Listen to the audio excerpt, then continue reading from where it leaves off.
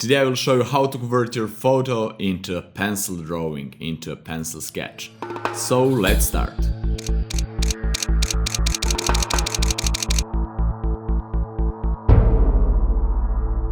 Hi guys, my name is Nemanja Sekulic and welcome to another fun episode.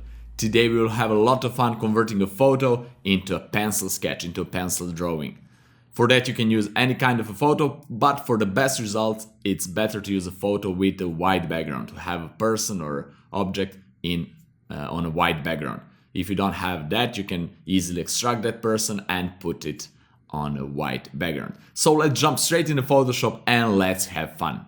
Alright guys, today we will use this photo of a horseman knight riding this horse, and of course he is on a white background because we want to achieve a little bit better effect, better result. And for example, if this horseman was not on a white background, for example, if there is a forest behind him, it will be really easy to extract him using a pen tool, quick selection tool, lasso tool, etc. and place him on a white background. So now we have him on a white background, and first step what we need to do is to copy this layer to have a duplicate. So for that we will use keyboard shortcut Ctrl+J or Command+J on a Mac and just make a copy of that. And now we need to convert this using adjustment layers into black and white, like so. And you can convert this into black and white by just going here, image, adjustment and desaturate is the same result, but that result will not work for our effect. Just use adjustment layer and follow those exactly same steps. Right now, as we have this as a black and white, we need to invert this layer, pressing Ctrl or Command I. Now we have this layer inverted, and now we need to put him into a color dodge blending mode. It's a similar like a screen. We will get rid of the black color, but it's a little bit more contrasty and you will see only few things here. Right now we have this layer into color dodge blending mode, and now we need to apply a Gaussian blur filter on this layer. But to have a little bit more control over the filters that we will apply, I will just convert this layer into a smart object. You don't need to do that, but if you want to have a little bit more control, you can do that. And now if you go to the filter, blur and Gaussian blur, now you have this Gaussian blur effect filter, and you can choose the amount of the blur. For example, I want 3 pixels blur, radius blur around this. And maybe I change my mind. Maybe I don't want 3 pixels. Maybe I want 305 or 4 pixels radius. And now I don't need to undo these few steps and then go back again, filter, blur, Gaussian blur. Now, because I have a smart object here and smart filters, I just need to double click on the Gaussian blur and just change the radius to 4 or 61. I don't know, but this is too much. Of course, I would change radius to 4 or maybe even less, 3.5, and press OK. And that seems really nice. And we already have something like pencil sketch effect, but we are not there yet. The next step, it's again to duplicate this background layer, Ctrl Command J, move this layer all the way to the top, and now we need to desaturate that. To desaturate that, we will use a keyboard shortcut Shift Ctrl U, or on Mac Shift Command U, like so. Or if you don't like keyboard shortcuts, you can go to image, adjustments, and here desaturate. But with the keyboard shortcuts, you will work much faster. So now we desaturate this, and now we will go to the filter and filter gallery and choose the stylize and glowing edges. Why I'm choosing the glowing edges? Because I like those edges, to find those edges and to have it in a black color eventually. But now this filter gave us this option that we have glowing edges in a black, in actually white color. I will cancel this and I will show you. For example, if you have some other colors here, maybe red and maybe green, if you go to the filter and filter gallery and use these glowing edges, you will have the same result. But if you go to any other filter, we will use later this charcoal, you need to have your black and white color as default. So I'm suggesting that when you start with this, just press D on the keyboard to have default colors here, just in case you forget about that later and you wonder why I don't have the same results as Nemanja has on his screen. So let's go to the filter and go to the filter gallery and choose stylize and glowing edges.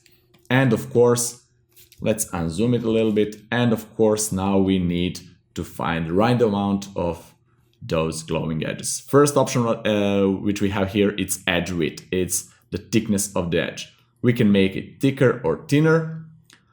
Maybe I will make maybe something like 2. And edge brightness, we can make those edges less brighter or even more.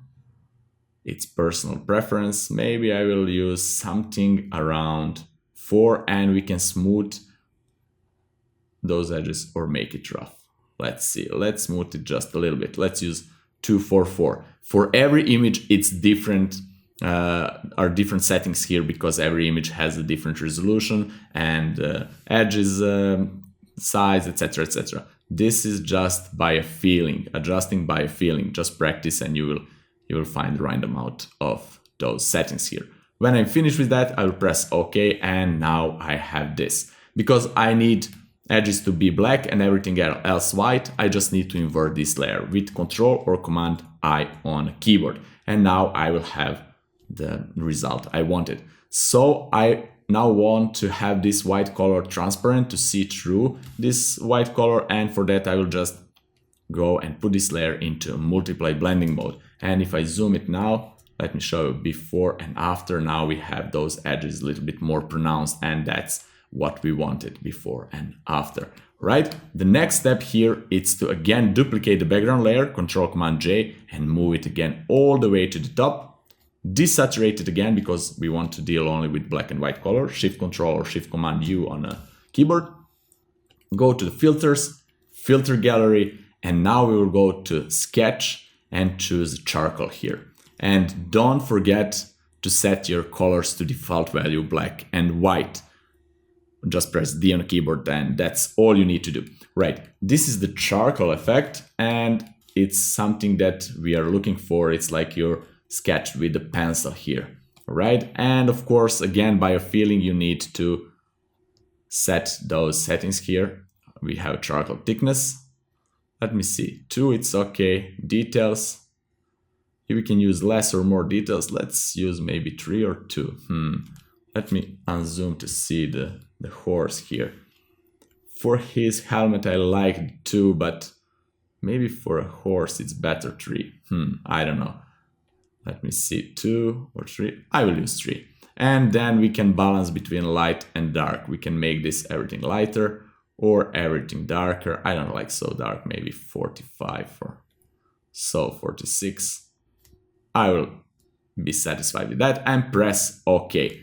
Now we have this nice effect and we need to again put this layer into multiply blending mode to get rid of the white color. So let's go here and put it into multiply blending mode. As you can see, before and after, now we have this nice pencil sketch effect. And that's the effect we are looking for. Of course, the bonus here is that you can create a new layer at the top of everything and just use a brush here, use a black color. Opacity will change depending on the region you're painting, and a little bit harder brush around 76. It's okay. Let me see. And just go here and paint by hand some details. Maybe you want to add a little bit more details to the image. Maybe you want to add some hairs here, maybe 10%, just to add a little bit more effect. Like you're really sketching this with a pencil. Make a brush a little bit bigger and maybe 20% opacity and just add some details here, like so. Then again, 10% opacity, make a smaller brush and just paint some parts here. It's just a personal preference. You can add those details if you want or not. Maybe go here, make a brush a little bit bigger, maybe 20% opacity, and add just those small details here on the horse leg. Oops. Let me see, that's nice. Maybe add some details here. And see, like so. Make a brush a little bit smaller and maybe just add a few details here. Maybe this denser to be a little bit darker, like so. And let me see. That's really nice. I will not mess even more with this because I can spend a lot of time here having fun with those details I want to add. But just to show you that this is an option and you can spend even more time adding some details. And this is before and after, see, before and after. This is just a personal preference, but you can add a really nice touch to those details. And basically that's the final image. What we can do even more to have even more options here is to add an option to change paper color or texture, and to add an option to change a pencil color. So how to do that? It's really easy. Just go here to the channels, go to RGB channel, press Ctrl or Command key, hold it, and click on the RGB channel, and you will have selection. We just loaded the selection from the RGB channel, right? That selection presents the brightest parts of the image, and just remember that you need to press and hold Control key and just click on RGB here channel to load this selection. Just go back to the layers and create new adjustment layer that will be solid color, like so. Choose a black color for a start, press OK. And now what we need, of course, it's to invert those colors. Go to the mask, and this mask represents the selection that we created in a few seconds before, and just invert the mask with Control or Command I. And now we have what we needed, right? And let's go one layer below. Again, new adjustment layer, use a solid color and use a white color, and that's it. We can now group everything here, Control Command G, and hide it. And all our effect, all our thing here, it's now based on two layers, the background layer and the sketch layer, the pencil layer. Of course, we can change the background color. Maybe we want red or yellowish or anything else, gray, something like so. Let's leave it white for now. And now with this, we can change the pencil color. For example, we want to have maybe blue pencil. It's okay, blue, maybe red. You want to paint with the red. You can have red, yellow, darker yellow, green, orange, anything you want. I will use maybe bluish.